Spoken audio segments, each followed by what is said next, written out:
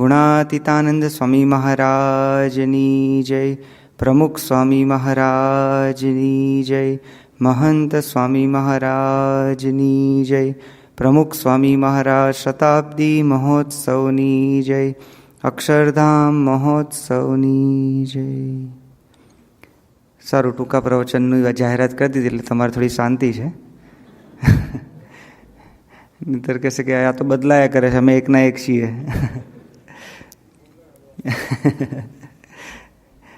સૌરમંગલ સ્વામી આણંદમાં હતા અને એ વખતે આપણા શંભુભાઈ એ ત્યાં આગળ નવા સૌરમંગલ સ્વામી ત્યાં મુકાયા હતા અને હરિભક્તોને ત્યાં આગળ મળે ને એટલે પછી પૂછે કે હું શું કરું તમે રાજી થાવ? એ કે સ્વામી જલ્દી છોડો ને, તમે રાજી જ છીએ કથામાંથી. એટલે અત્યારે પૂજ્ય દિવ્યચરણ સ્વામીએ મધ્યના 12મા વચનામૃતમાં ખૂબ અદ્ભુત વાત આપણને કરી છે, રાજીપાનો વિચાર. પરમ પૂજ્ય પ્રમુખ સ્વામી મહારાજના જીવનમાં ડગલે ને પગલે આ વિચાર આપણે જોયો છે. પોતાના ગુરુને રાજી કરવા માટે, ભગવાનને રાજી કરવા માટે, સંતો હરિભક્તોને રાજી કરવા માટે એના મૂળમાં ભગવાનનો રાજીપો અને પોતાના ગુરુનો રાજીપો એ આપણને દેખાય છે.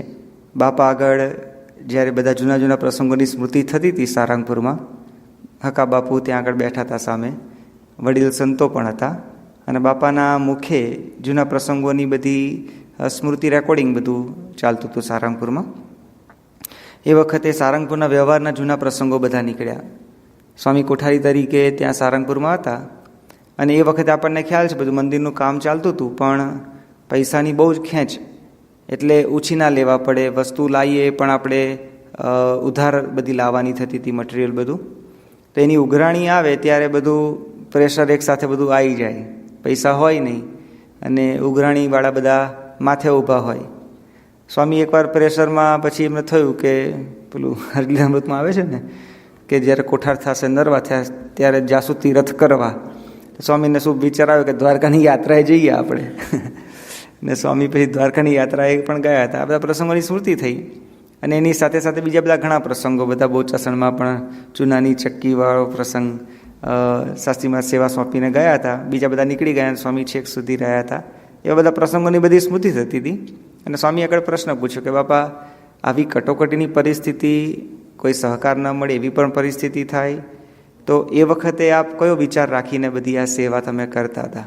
સ્વામી એ વખતે બોલ્યા હતા કે આપણે શાસ્ત્રીજી મહારાજની સામે જ નજર પહેલેથી રાખી હતી, એમના માટે સાધુ થયા છે, એમને રાજી કરવા માટે થયા છે, એટલે બીજા પ્રશ્નો બધા આવે પણ એમાં કોઈ દિવસ વાંધો આવ્યો નથી. અને શાસ્ત્રી મહારાજ કરવાવાળા છે, ધ્યાન રાખવાવાળા એ જ છે. સ્વામીના જીવનની એક આ ભાવના હતી, પ્રત્યેક ક્ષણે, પ્રત્યેક પ્રસંગે, બધા જ કંઈ સારા પ્રસંગો અથવા સારી પરિસ્થિતિ જ દર વખતે આવી છે એવું નથી. બાપાનું જીવન ચરિત્ર વાંચીએ છીએ એમાં આપણે જોયું છે કે કેટલી બધી વિપરીત પરિસ્થિતિની અંદર સ્વામીએ જે ભીડો વેઠ્યો છે એ ભવિષ્યની અંદર તો કદાચ કોઈને આટલો વેઠવાનો આવશે કે નહીં ને પ્રશ્ન છે, કોઈ મનુષ્યને. અને આવા સત્પુરુષ તરીકે આટલો બધો ભીડો વેઠવો પડ્યો, આટલી બધી જવાબદારીની વચ્ચે રહીને આટલી મોટી સંસ્થાનું આયોજન, સંચાલન બધું કરવાનું અને એની અંદર પણ એકે એકના મન સાચવવાના. આટલા લાખો કરોડો હરિભક્તો, મિલિયન્સ ઓફ હરિભક્તો, આટલા હજારો સંતો બધા, અને એની સાથે સાથે બહારના મુમુક્ષુ ગુણભાવી પણ એટલા બધા છે, લાખો બધા. એ દરેકના મન સાચવીને બધાને રાજી કરવાના આ એક દેહથી, મનુષ્યના શરીરથી આમ ઇમ્પોસિબલ જેવું જ છે. આપણે કલ્પના કરીએ તો ધ્રુજી જવાય એવું છે.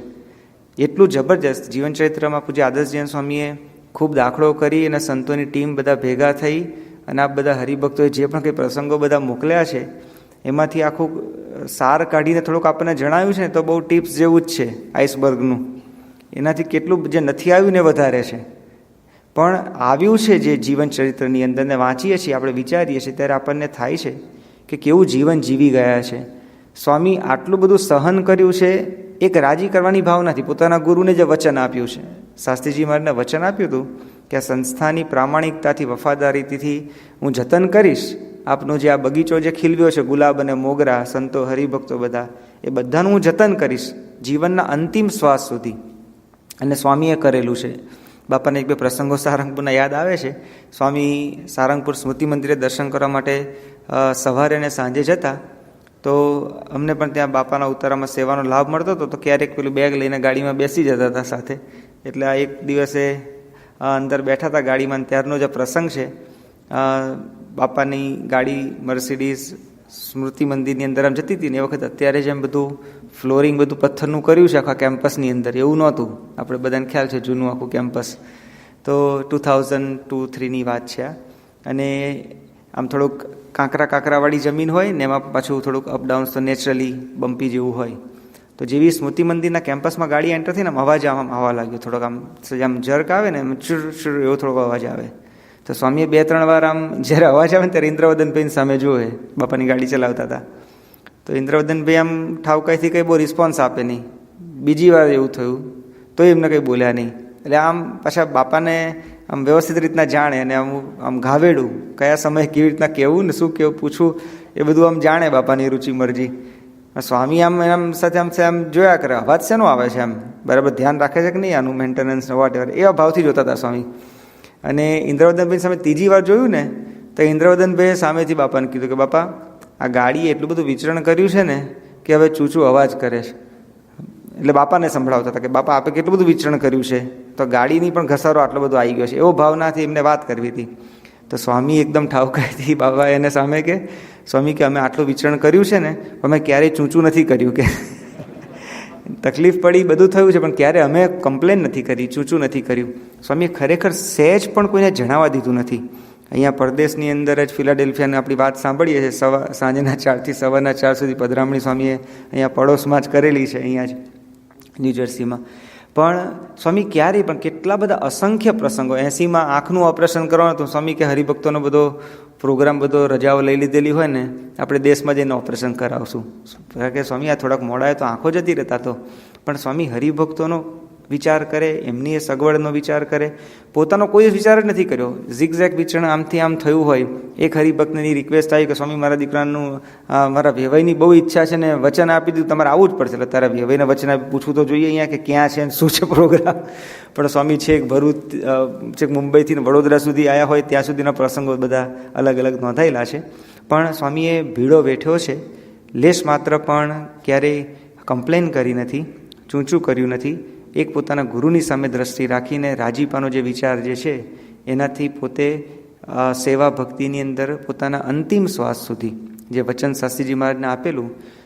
સ્વામી 96 વર્ષની ઉંમરે ધામમાં પધાર્યા, 13મી ઓગસ્ટે ધામમાં ગયા. 12મી ઓગસ્ટના દિવસે જ રાત્રે મુંબઈથી સંતો હરિભક્તો બધા છેલ્લે આવ્યા હતા. બધાને થોડોક મેસેજ એવો મળ્યો હતો કે બાપાની તબિયત થોડી ખરાબ છે અને બધા દર્શન માટે આવી ગયા હતા. તો એ વખતે દિવસમાં તો 4-5 વાર તો સ્વામી દર્શન આપવા માટે પધાર્યા હતા. અને આ સંતો રાત્રે આવ્યા એટલે સેવક સંતોને પણ થયું કે બાપાના દર્શન થઈ જાય તો સારું, પછી તબિયત થોડીક વધારે લથડતી જાય છે. એટલે સ્વામીને પૂછ્યું કે બાપા મુંબઈથી સંતો હરિભક્તો આવ્યા છે, તો દર્શન આપવા જવું છે રાત્રે, અને દિવસમાં 4 વાર, એ તો બહુ મોટો પ્રોજેક્ટ હતો. સ્વામીને એકવાર દર્શન માટે બહાર લાવવા ને એ બધું આખું એમને તૈયાર કરવાનું થાય. વી કેન અન્ડરસ્ટેન્ડ રાઈટ, 96 યર્સની ઉંમરે ને આવી તકલીફ હોય. છેલ્લા કેટલા વર્ષથી 2-3 વર્ષથી સ્વામીએ તો કંઈ જમ્યા જ નથી. અરે પાણી પીતા નહોતા, પેલું થોડુંક સોલિડ લિક્વિડ જેવું મોઢા મૂકવું પડે તો એ એમને ઈચ્છા જ નહોતી થતી કશું લેવાની મોઢામાં. એવી પરિસ્થિતિની અંદર એમને આવવાનું થાય બહાર સહેજ, એ પણ એક બહુ મોટો પ્રોજેક્ટ થઈ જાય એમના માટે. છતાં સ્વામીએ એ વખતે કીધું કે હા આપણે જવું છે. તો ધામમાં ગયાના આગલી રાત્રે પણ 5મી 6ઠી વાર હરિભક્તોને સંતોને દર્શન આપવા માટે સ્વામી ત્યાં આગળ એવી રીતના આવેલા છે. તો જે વચન આપ્યું છે કે છેલ્લા શ્વાસ સુધી, જ્યાં સુધી એમની શક્તિ શરીરની અંદર, ભૌતિક દેહની અંદર જે પણ કંઈ હતી, એક સેકન્ડ એમને આપણા માટે એમને યુઝ કરેલી છે. તો આ સ્વામીનું જીવન, સમગ્ર જીવન, એ ભવિષ્યની અંદર તો કોઈને કલ્પના પણ નહીં થાય. આપણે તો એનો પ્રત્યક્ષ લાભ લીધો છે, આપણે ખરેખર ભાગ્યશાળી છીએ. અને એ જ પુરુષ મહંત સ્વામી મહારાજ દ્વારા આપણને પ્રાપ્ત થયેલા છે. આપણા માટે તો કેવું છે કે રેપર બદલાય છે, અંદર પ્રોડક્ટ એની એ જ છે. આપણા તત્વો જે સત્પુરુષના છે બધા એના એ જ છે. તો સ્વામીના જીવનમાંથી આ શતાબ્દી વર્ષે થોડીક સ્મૃતિ બાપાની કરીએ. બાપાના જીવનમાં આજે ભીડાના પ્રસંગો તો ઘણા બધા એવા છે. સારંગપુરમાં જ એક અનુભવ એવો થયો હતો કે સ્વામીને એક આંખની અંદર ઇન્ફેક્શન જેવું થયું હતું. ડૉક્ટરે કીધું કે સ્વામી તમે આંખને આરામ આપજો, કારણ કે એક આંખ સ્વામી શું કરતા કે આમ એક આંખ ઉપર પેચ જેવું રાખીને બીજા આંખથી પછી કામ ચાલુ રાખતા હતા. એટલે ડૉક્ટરે કીધું કે સ્વામી આમાં બીજી આંખને સ્ટ્રેસ વધારે પડે એકને લીધે, કારણ કે ડબલ એને, અને એક આંખથી આમ બંધ કરી વાંચવાનું લખવાનું થાય ને બહુ અઘરું પડે થોડુંક, ટેવાયેલા ના હોય એટલે ડૉક્ટરે આરામનું કીધું. પણ સ્વામી તો બધું ચાલુ રાખતા હતા. દર્શન કરવા માટે જાય ને બહાર તો પેલા સનગ્લાસીસ સ્વામીને પહેરાવતા બહાર તડકામાં, તો અંદર પેલો પેચ લગાડી દઈએ એક સાઈડ, એટલે સીધી લાઇટ આંખમાં ના આવે. રૂમમાં હોય ને તો રૂમમાં પણ સ્વામી પેલા ક્લિયર ગ્લાસમાં સ્વામી કે આમાં પણ કરી દો, આપણે ચાલુ રાખવું છે બધું. તો અંદર વ્હાઇટ જે પેલા ક્લિયર ગ્લાસ હતા બાપાના નંબરવાળા રીડિંગના, તો એની અંદર પણ પેચ લગાડ્યો સ્વામી. એવા પેચ ઉપર પણ નાની બુકલેટ જેવા મોટા મોટા પત્રો એક આંખે વાંચ્યા કરે અને લખે. તો પોતાના શરીરની સહેજ પણ છે. આપણે તો કેવું છે, થોડુંક આરામ માટે થોડું બ્રેક મળી જાય તો આપણે તો સારું, થોડુંક એમાં આપણે એમ થાય કે એફિશિયન્સી વધે, થોડુંક રેસ્ટ કરી લઈએ ને તો થોડુંક પ્રોડક્ટિવિટી વધી જાય આપણી, એટલે સારી ભાવનાથી. પણ સ્વામી ક્યારે પણ એક પણ સેકન્ડ એમાં એવી રીતના પોતાના શરીર માટેનો વિચાર નથી કર્યો. એના પણ દર્શન આપણે થયા છે. સ્વામીની બીજી એક વિશેષતા એવી હતી કે સમય પાલનની અંદર બહુ જ પાવરધા હતા. સારંગપુરમાં મોટેરા સુંદરની મિટિંગ હતી અને સ્વામીએ કીધું કે 10 વાગે આપણે મિટિંગનું બધું સેટઅપ કરી રાખજો, 10 વાગે મિટિંગ ચાલુ કરી દેવી છે. એટલે હોલમાં સેવામાં હતા તો સંતો અમે બધા, તો બાપાએ વાત કરી હતી, બધું સેટઅપ કરી નાખ્યું. સ્વામી નાસ્તા પછી રૂમમાં પધાર્યા, સ્નાન કરી પછી આવતા હતા. 10માં 4-5 મિનિટ બાકી હશે ને ત્યાં બાપાના રૂમનો દરવાજો ખુલ્યો. એની આગળ મચ્છરદાની પેલી લગાવી હતી, હાફ રાઉન્ડ જેવી કરીને, એટલે મચ્છર બધા ઘૂસી ના જાય, બારણું ખોલીએ તો. અને એ જાતે મચ્છરદાની ખોલીને બાપા એકલા બહાર આવ્યા. બધા સંતો કે સેવક સંત ક્યાં છે? અને ત્યાં પાછળથી વલ્લભ સ્વામી સજા ઉતાવળા આવ્યા કે ઊભા તો રહ્યો થોડી વાર. કે થયું તું શું અંદર કે સ્વામી સ્નાન કરીને 4-5 મિનિટ બાકી હતી ને સ્વામીને થયું કે 10માં હવે 4-5 મિનિટ બાકી તો જઈને પહોંચી જઈએ આપણે. સમયના બહુ જ આમ એના પાબંદી હતા કે આપણે સમયસર પહોંચી જવું ટાઈમ માટેનું. તો વલ્લભ સ્વામી બાથરૂમમાં કપડાનું બધું સજ સુકાવાનું જે હશે એ કરીને આવતા હતા. ત્યાં તો સ્વામી તો આવી ગયા બહાર, આવીને બેસી ગયા. અને બીજા બધા સંતો થોડાક મોડા પડ્યા ને તો સ્વામી તરત ઘડિયાળ સામે જોયું તો 10:05 કે 10:03 કેવું થયું હતું. સ્વામી ચાલુ કીધું નહીં કશું. પછી મિટિંગ પૂરી થઈ, પછી સ્વામી એટલે ભોજન થઈ ગયું અને પછી સ્વામી કીધું કે સાંજે આપણે 5 વાગે. અને સાંજે એવું બોલ્યા ને તો બધા જ 5 વાગ્યાના 5માં 5 બાકીને બધા આવી ગયા હોલમાં મિટિંગ માટે. અને સ્વામી એક્ઝેક્ટ 5માં 2 મિનિટ બાકી હતી ને આવી ગયા. આટલી મોટી ઉંમરે પણ આ સંસ્થાની સેવાની અંદર કેટલી ચોકસાઈથી આપણે કરવાનું છે બરાબર, પણ એની અંદર પણ બહુ જ પ્રામાણિકતાથી, ઓનેસ્ટલી, જે સ્વામીએ કીધું કે વફાદારીથી ને પ્રામાણિકતાથી સંસ્થાની સેવા કરીશ, એ પોતાના ગુરુને વચન જે આપ્યું છે ને એનો રિફ્લેક્શન એમના જીવનના એક પ્રસંગોની અંદર આપણને જોવાનું મળે છે. બાપાએ જે બધા સંતો હરિભક્તોને બધાને સાચવ્યા છે એમાં પણ બહુ બધી અલગ અલગ વિશેષતા. એક પ્રસંગ કહીને ખાલી પૂરું કરું કે બાપાને આગળ થોડું 2-3 વસ્તુ, આમ તો એક જ વાત કરું, પાઘનું જે બાંધવાની સેવા મળતી હતી તો સ્વામીની વિશેષતા કેટલી બધી છે. સ્વામી લગભગ એ આપણે 2002 કે 2003નો જ પ્રસંગ છે. સ્મૃતિ મંદિરનો જે આગળનો રસ્તાનું બધું કામ બધું ચાલતું હતું, પછી એ કામ પતવાનું એટલે ગઢડા થઈને પછી સ્વામી પાછા સારંગપુર આવવાના હતા. ના, સારંગપુર થઈને પછી ગઢડા જઈને આ બાજુ અમરેલી બાજુ જવાના હતા. તો મને ઘણા વખતે શાસ્ત્રી મહારાજની સ્મૃતિ મંદિરે પાઘ જે સંતો પહેરે છે ને એ બાંધવાની સેવા મળતી હતી. એટલે પ્રગટ ભગત પૂજારીને મેં વાત કરી રાખી હતી કે મારે બાપાના એકવાર આશીર્વાદ લેવાની ઈચ્છા છે, તો દરરોજ ત્યાં આગળ દર્શન કરવા જઈએ તો સ્મૃતિ રહે આપણને ભાવનાથી. એ કે હા વાંધો નહીં, હું કહીશ. પછી એ ભૂલી ગયા. પછી મેં કે બહુ યાદ નહોતું કરાવ્યું. પછી એકાદશીનો દિવસ હતો અને સ્વામી ત્યાં દર્શન કરવા પધાર્યા. અને ટૂંકમાં પ્રસંગ કહું છું, સ્વામી સ્મૃતિ મંદિર શાસ્ત્રી મહારાજ દર્શન કરતા હતા. પછી સ્વામીએ સામેથી અંતર્યામી પણ સ્વામી કે પાઘ સરસ છે, કોણ બાંધે છે? સામેથી અઠવાડિયા 10 દિવસ પહેલાં વાત કરી રાખેલી. પછી પ્રગટ ભગતે ભૂલી ગયા હતા અને પછી મેં કંઈ યાદ નહોતું કરાવ્યું. તો પ્રગટ ભગત કે હા કે પેલા શ્વેત મુનિ બાંધે છે, કે મને કીધું તું ઉભા રહો કે બોલાવી લાવો. હું બહાર જ ઊભો તો પેલું થેલો લઈને સાથે હોઈએ સવારે. બોલાવ્યો નજીક. પછી જેવા નજીક આવ્યા ને સ્વામી કે તું પાક બાંધતે હો, એટલે સ્વામી હિન્દીમાં વાત કરતા મારી સાથે. એ પણ પાછું હિસ્ટ્રી છે એમાં થોડુંક. રંગમંડપમાં શાસ્ત્રી મહારાજની મૂર્તિ આગળ થોડુંક હિન્દીમાં રોજ એક નાના 2, 3, 4, 5 વાક્યોમાં પ્રસંગ કહેતો હતો. તો સ્વામી મનમાં ફીટ હતું કે જ્યારે પણ પછી મળે ને ત્યારે હિન્દીમાં જ વાત કરે સ્વામી. અહીંથી પણ હ્યુસ્ટનથી ફોન કરીએ ને કોઈ હરિભક્તોના કંઈક પ્રશ્ન માટેનું હોય કે આશીર્વાદ માટેનું માર્ગદર્શન, તો ધર્મચરણ સ્વામી સ્પીકર ફોન ઉપર રાખ્યો એટલે સંભળાય આપણને. ધર્મચરણ સ્વામી બાપાને કે બાપા હ્યુસ્ટનથી ફોન છે. અચ્છા અચ્છા ક્યાં બાત હે એમ કંઈ સ્વામી ચાલુ થઈ જાય, ફોન દૂર હોય છે તો પછી એ તો એમ કે બાપા શ્વેત મુનિનો ફોન છે તો હિન્દીમાં ચાલુ કરે કે અચ્છા ક્યાં બાત હે ક્યાં ચલતા હે ને એમ કરીને સીધું સ્વામી હિન્દીમાં વાત કરે. એટલે બાપા સ્મૃતિ મંદિરમાં દર્શન કરીને નીચે ઉતર્યા, બહાર ઊભો હતો ત્યાં. તો સ્વામી કે અચ્છા તુમ પાક બાત હો? કહા બાપા आपके आशीर्वाद से सीखे हैं और सेवा मिलती है. स्वामी के अच्छा अच्छा अच्छी पाग है. પછી સ્વામી એમ પછી ગુજરાતીમાં ચાલુ કર્યું. સ્વામી કે જો આમ સાઇઝ સરસ છે, એનો આકાર ફિટિંગ બરાબર છે. પછી સ્વામી કે આમ પેલો વી પડે છે ને આમ પાગ ચાંદલા ઉપર પેલું આવે ને, સ્વામી કે બધું બરાબર છે, બધું વ્યવસ્થિત. આ આખું વર્ણન કરતા હતા. પછી સ્વામી કે ચાલ એમ કરીને પ્રદક્ષિણામાં સાથે લીધો. પછી બાપા અહીંયા સારંગપુરમાં રહ્યા. સ્વામી કે દિલ્હીમાં શાસ્ત્રીજી મહારાજ અને યોગીજી મહારાજની પાગ છે ને એ જરા થોડીક આમ ઢીલી લાગે છે. અહીંયા રહ્યા હવે આપણે ગુરુ પરંપરાની મૂર્તિમાં ને એમાં પાગ ને એનું ગાતર એમાં કંઈ ધ્યાન બહુ એવું ના હોય. એકનું એક જ હોય ને રોજ. ઠાકોરજીના વાઘામાં તો કેવું કે કલર અને વાઘા અને બધું અલગ અલગ હોય. હવે ગુરુ પરંપરામાં તો કેવું હોય, આપણે દર્શન કરીએ, આપણે મુખારવિંદનું દર્શન કરીએ, પણ એમાં કપડાં અને વાઘા અને એવું આમ પાઘને બધામાં કે એવું બહુ દ્રષ્ટિ ના હોય એટલી બધી. પણ સ્વામી કેટલી એમની ગુરુ ભક્તિ કહેવાય. સ્વામી કે એ પાઘ થોડીક આમ ખુલ્લી લાગે છે ને એવી રીતના. પછી સ્વામી કે આ ક્યાં બાંધે છે? મેં કહ્યું બાપા આપણે જે સભા મંડપમાં સાસીમાની રૂમ છે ને એમાં સાસીમાની મૂર્તિ ઉપર ત્યાં આગળ એક સંત પકડી રાખે બીજો પટ્ટો ને હું બાંધી દઉં એવી રીતના. અને પછી એ પાઘ કાઢીને પછી અહીંયા પહેરાવી દઈએ છીએ. સ્વામી કે અહીંથી આપણે બાંધીને મોકલાય દિલ્હીમાં? મોકલાય ને સ્વામી.